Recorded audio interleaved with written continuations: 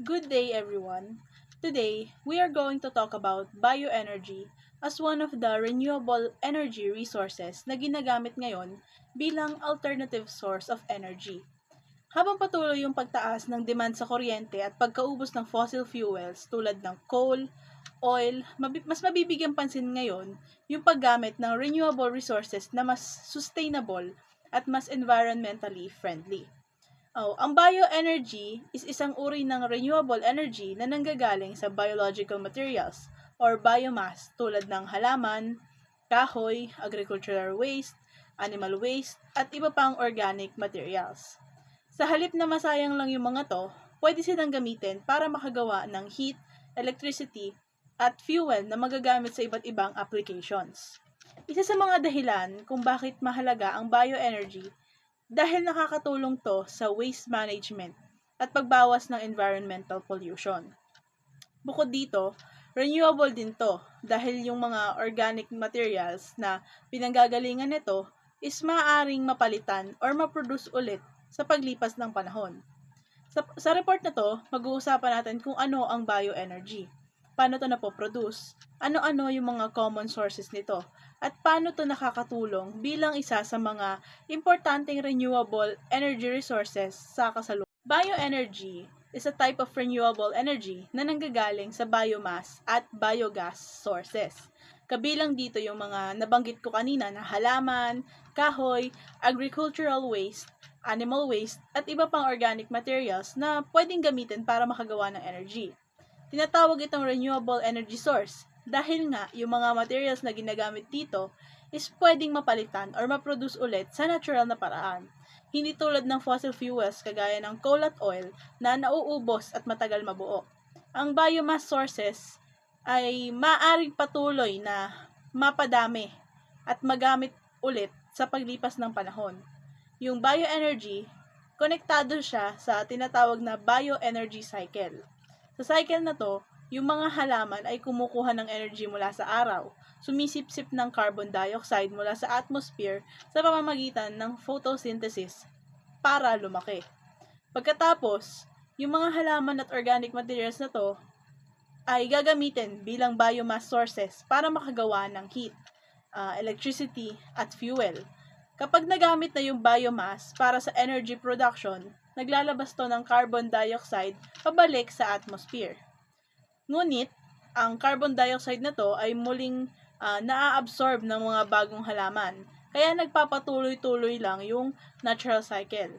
Dahil dito, nakakatulong ang bioenergy hindi lang sa pagpoproduce ng renewable energy, pero pati na rin sa waste management at pagbawas ng environmental pollution. Sa halip na itapon lang yung mga organic waste materials, pwede pa silang mapakinabangan ulit bilang useful source of energy. Para mas maintindihan natin kung paano nagiging usable energy yung biomass, pag-usapan naman natin yung tinatawag na bioenergy cycle. Pinapakita ng cycle na to kung paano umiikot yung process mula sa plants at organic waste hanggang sa maging energy na pwede nating gamitin sa everyday life. Nagsisimula yung cycle sa photosynthesis. Dito yung mga halaman ay kumukuha ng energy mula sa araw kasama ng carbon dioxide or CO2 at water or tinatawag na H2O mula sa environment para makagawa ng sarili nilang food at lumaki. Habang lumalaki yung mga halaman, nai-store sa kanila yung solar energy sa form ng chemical energy. Kaya masasabi natin yung energy na galing sa araw ay para siyang naiipon muna sa mga halaman at biomass materials. Habang tumatagal, yung mga halaman, kahoy, agricultural waste, animal waste at iba pang organic material ay nagiging bio-waste. Normally, yung mga to is tinatapon lang o nabubulok. Pero sa bioenergy systems, pwede pa pala silang magamit ulit bilang source ng energy instead na masayang lang. Kasama sa bio-waste yung mga tuyong dahon, rice husk, wood chips, food waste, animal manure, at marami pang ibang biodegradable materials. Dahil dito, malaking tulong din ang bioenergy sa waste management dahil nababawasan yung mga waste na napupunta lang sa dump sites or landfills. Pagkatapos na to, papasok naman yung gasifier or power generation process. Dito kino-convert yung biomass or bio-waste into usable energy tulad ng heat, gas, at electricity. Sa gasification process, yung biomass ay pinapainit under controlled conditions para makagawa ng combustible gas na pwedeng gamitin bilang fuel para sa power generation. Habang ginagamit yung biomass para gumawa ng energy, naglalabas to ng carbon dioxide at water vapor pabalik sa atmosphere. Pero, ang maganda dito, yung carbon dioxide na nailabas ay pwede ulit ma-absorb ng mga halaman during photosynthesis. Kaya tuloy-tuloy lang yung cycle. Pagkatapos ng process na nabanggit ko, may natitira din na ash at minerals. Yung mga to ay hindi naman totally useless dahil pwede silang bumalik sa lupa at magsilbi na nutrients para makatulong ulit sa pagtubo ng mga halaman. So basically, yung bioenergy cycle is parang natural recycling process ng energy at organic materials. Yung energy mula sa araw ay nai-store sa plants, nagiging biomass, kino-convert into usable energy, tapos yung byproducts ay bumabalik ulit sa environment para magamit ng panibagong halaman. Dahil dito, mas sustainable at mas environment friendly ang bioenergy compared sa fossil fuels. Now, let's move on to our next topic, which is all about biomass, physical, and technical characteristics nito, pati kung bakit nga ba siya kino-consider na renewable resource. First, ano nga ba ang biomass? As you can see on the slides, biomass is organic matter from plants, microorganisms grown on land and water, and their derivatives. In simple terms, ito yung mga material na galing sa mga buhay o kumakailan lang namatay na organisms, tulad ng mga halaman, kahoy, agricultural crops, at kahit yung mga microorganisms sa tubig. Yung enerhiya naman na nakukuha natin mula rito, tinatawag nating biomass. It is a renewable energy source. Bakit natin nga ba siya nasabing renewable? Because organic matter is generated every day. Ibig sabihin, hindi tayo madaling mauubusan nito kasi araw-araw may tumutubong mga halaman, may mga dumi ng hayop, at may mga organic waste na napoproduce. As long as may buhay sa mundo, tuloy-tuloy ang supply ng biomass. Ngayon, baka itanong nyo, di ba ang coal, petroleum, at natural gas ay galing din sa mga sinaunang halaman at hayop? Bakit hindi sila kasama rito? Coal, petroleum, at natural gas are not included in the biomass category. Bakit? Kasi even though galing sila sa organic matter, they were produced from dead, buried biomass under high pressure and temperature during several million of years. Sobrang tagal ng proseso para mabuo ang mga fossil fuels. Inaabot to ng mga milyong-milyong taon. Samantala, ang biomass na pinag-uusapan natin dito, fresh at readily available sa ating kasalukuyang ecosystems. So, in short, biomass is fresh organic energy habang ang fossil fuels naman ay yung mga sinaunang biomass na damaon at nagbago ng over million of years. Dumako naman tayo dito sa slides na to. Sa slides na to, makikita natin dito yung diagram. Hinati ko nga pala to sa dalawang pangunahing pathway sa anaerobic at sa pyrolysis para malinaw kung may paliwanag yung buong system flow. Now, let's look at this diagram on the slides. Dito natin makikita kung paano pinoproseso ang biomass gamit ang magkaibang thermal at biological pathways para maging kuryente, gas, at iba pang useful subproduct. First, we have our raw biomass. Ipinapasok muna ito sa isang milling machines para dulugin o tatarik ito sa smaller pieces. Matapos nito, dadaan ito sa isang pulper kung saan ihahalo ito sa tubig para maging parang slurry siya o yung malapot na liquid. Dito rin tinatanggal ang mga contaminants o yung mga foreign materials na hindi naman kailangan sa proseso. Pagkatapos ng pulper, papasok ito sa isang grit removal unit para masiguradong malinis at walang buhangin o bato sa ating biomass mixture bago ito mahati sa dalawang magkaibang processing lines. Dito tayo sa unang pathway, the biological route sa anaerobic. Dito sa unang pathway na diretsong pababa, mapupunta ang mixture sa isang anaerobic reactor. Anaerobic digestion means binibreakdown ng mga microorganism o bacteria or organic matter sa isang environment na walang oxygen. Habang nangyayari ito, nagproduce ang reactor ng biogas. Kung mapapansin nyo, ang biogas na ito ay aakyat at dadaan sa isang flash tank bago tuluyang didiretso sa combined heat and power unit para i-convert bilang kuryente at init. Samantala, yung natitirang solid at liquid residue mula sa reactor ay tinatawag nating anaerobic digestate. Bababa ito papunta sa dewatering digestate section. Gagamitan ito ng isang press cake system para mapaghiwalay ang solid at liquid component. Ang malilikhang liquid ay dadaan sa isang freshwater discharge at magiging processed water vapor. Gagamitin naman itong liquid fertilizer para sa agrikultura. Ang solid residue naman o yung press cake ay hindi masasayang. As you can see, may arrow siyang paitaas. Ginagawa siyang fuel input para naman sa pangalawang pangunahing proseso natin sa pyrolysis. Ito na yung pangalawang pathway, the thermal route pyrolysis. Dito naman sa itaas na bahagi, ang fuel o tuyong biomass ay ipapasok sa isang pyrolysis reactor. Unlike sa traditional burning, ang pyrolysis ay ang pag-init ng biomass sa napakataas na temperatura pero sa environment na controlled o walang oxygen. Kaya hindi siya nadiliyab ng basta-basta. Dahil sa matinding init, naghihiwalay ang component nito sa nagpo-produce ng tatlong mahalagang bagay. Ang una yung ash. Yung ash, yung natitirang solid residue sa ilalim. Ang pangalawa, biochar. Ang biochar, ito yung isang solid carbon material na maganda rin para sa soil conditioning. Ang gas na dadaan sa isang quencher para lumamig at dito natin makukuha ang bio-oil at biogas. And finally, pareho ang biogas mula sa pyrolysis at ang biogas mula sa anaerobic reactor ay magsasama para magsilbing panggatong sa ating combined heat and power system. Ito na ngayon yung magge-generate ng malinis na kuryente at thermal energy para sa mga kabahayan natin o sa industriya. So for this slide, pag-uusapan natin yung different types of biomass.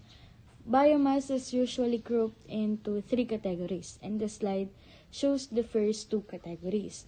And which is first is we have the biomass from cultivated lands like crops, forest, and agricultural fields.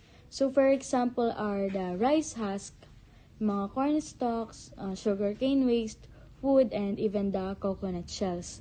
So since we are here from the Philippines, marami tayong mga agricultural waste na available. Kaya malaking source din ito ng ating renewable energy. So, simple lang naman yung idea dito. Parang nagsusunog lang tayo ng kahoy para magluto. Pero ngayon, mas advanced na. Instead of wasting these agricultural materials, ginagamit natin sila to produce heat and electricity. So, kapag sinunog natin yung biomass na ito, nagpo-produce ito ng heat energy. Which is yung heat na yun, makakapag-boil siya ng water. Then, yung boiling water naman na yun, di ba, makakapag-create siya ng steam. Which is yung steam naman, siya yung magpapaikot sa turbine na connected sa generator. And since, syempre, electrical engineering students tayo, alam naman natin na kapag umiikot na yung generator, nagpo-produce siya ng electricity. So, yung magandang advantage nito is renewable and less waste na sa environment. And syempre, nakakatulong din tayo sa mga farmers dahil nagkakaroon ng value yung kanilang mga agricultural waste. And then, syempre, with an advantage, may disadvantage din. So, kapag hindi natin controlled yung pagsusunog, pwede siyang mag-release ng mga smoke and carbon emissions. Kaya, importante na we know the proper combustion systems and pollution control. And now, let's talk about naman sa second type ng biomass, which is the biomass derived from waste like municipal waste, animal manure, and food waste. So, instead na sunugin agad yung mga waste na to, pinapabulok ito using microorganisms through a process called anaerobic digestion. Anaerobic means walang oxygen. So, parang kinocompress or kinukulong yung waste sa isang malaking tank na tinatawag nating digester. So, habang nabubulok yung waste na yun, naglalabas ito ng biogas. And mostly, methane yung napoproduce nito. And then, think of a methane as a fuel, di ba? Pwede siyang gamitin for cooking, heating, or even generating electricity using gas generators. So, instead na maging tambak lang yung mga waste na yun, yung mga basura, at magdulot ng mga pollution, nagiging useful energy source pa siya, di ba? And then, parang dalawang problem pa yung nasosolve niya. Yung waste management and energy production. So, if we will talk about engineering perspective naman, important siya kasi biogas systems can help rural areas and farms become more energy independent. So, pwede silang magkaroon ng kanilang sariling maliit na power system gamit lang yung animal waste or even food waste. So, overall, these two biomass types show na kahit basura o agricultural waste, pwede pa rin silang gawing useful energy through proper technology and engineering. For the third type of biomass, this one is biomass converted into liquid fuel. So, unlike the first type na direct burning and yung second type na gas production, dito naman kino-convert natin yung biomass into liquid fuel like ethanol and methanol. So yung process, it usually starts with crops like corn, sugarcane, or other plants rich in sugar and starch. So these crops are processed and fermented using microorganisms.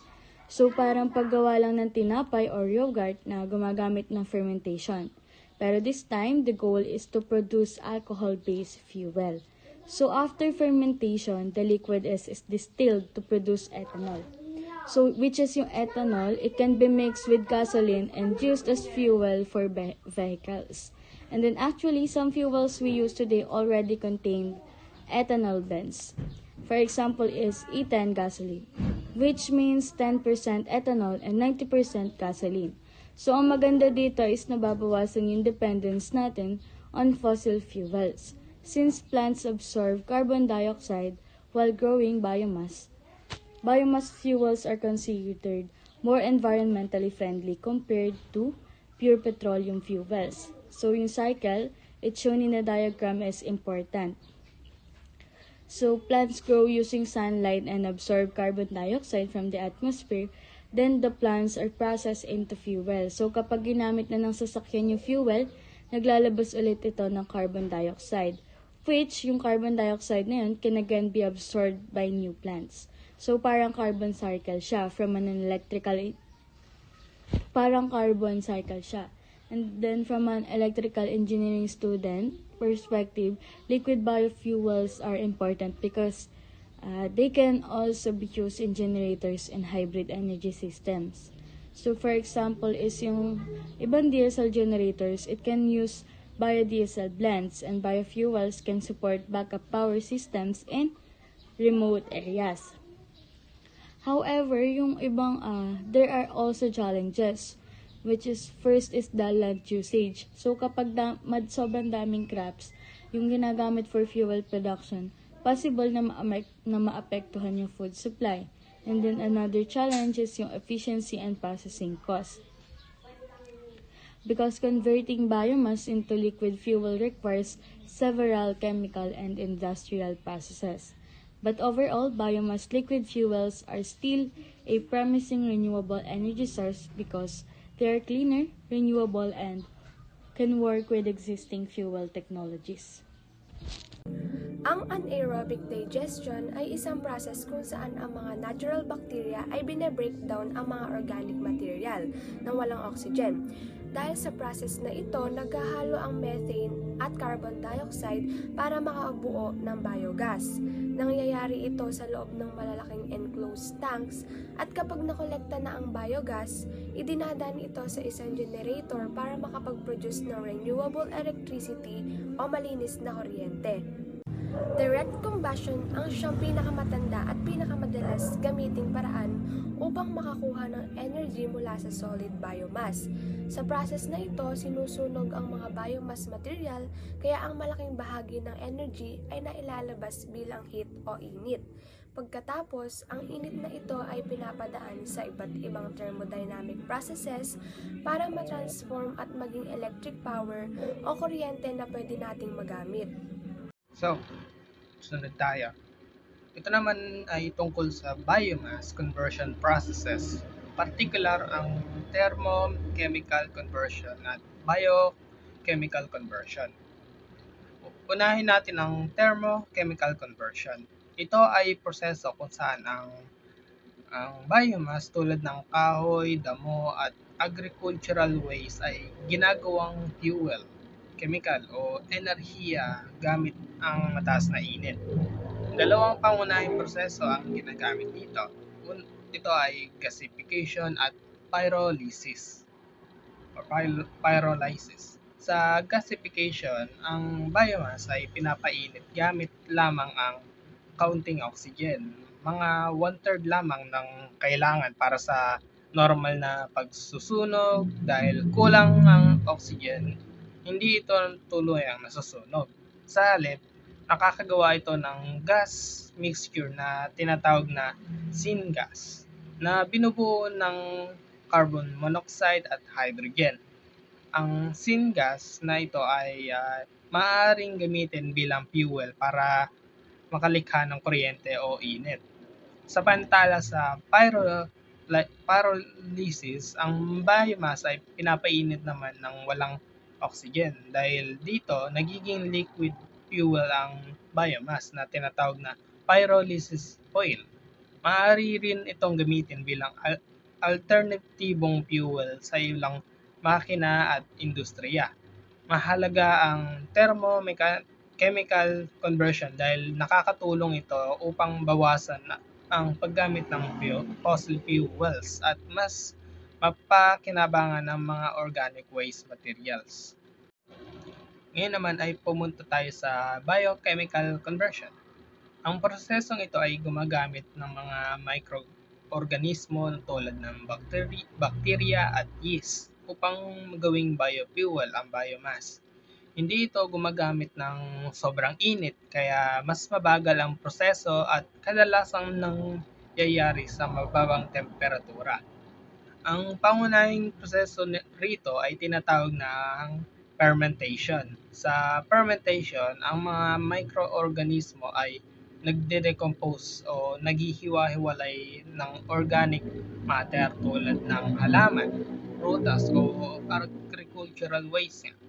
Sa prosesong ito, nakakagawa ng biofuels tulad ng ethanol at biogas na maaaring gamitin bilang source of energy. Halimbawa, ang ethanol ay maaaring ihalo sa gasolina upang maging mas environmental friendly ang fuel ng mga sasakyan. Sa kabuuan, ang thermochemical at biochemical conversion ay parehong mahalagang paraan ng pag-convert ng biomass into useful energy. Ang thermochemical conversion ay gumagamit ng mataas na init habang ang biochemical conversion naman ay gumagamit ng microorganisms. Pareho silang nakakatulong at sa paggawa ng renewable energy at sa pagbawas ng polusyon sa kapaligiran.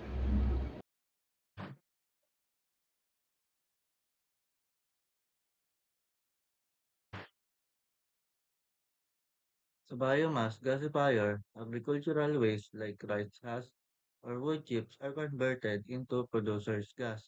Nililinis at pinapalamig muna ang gas bago gamitin as fuel for, for our IC engine to generate electricity. Maraming industry, especially rice mills in Indias, ay gumagamit ng rice husk bilang fuel source instead of throwing it away. Overall, biomass help producing renewable energy while reducing waste and pollution.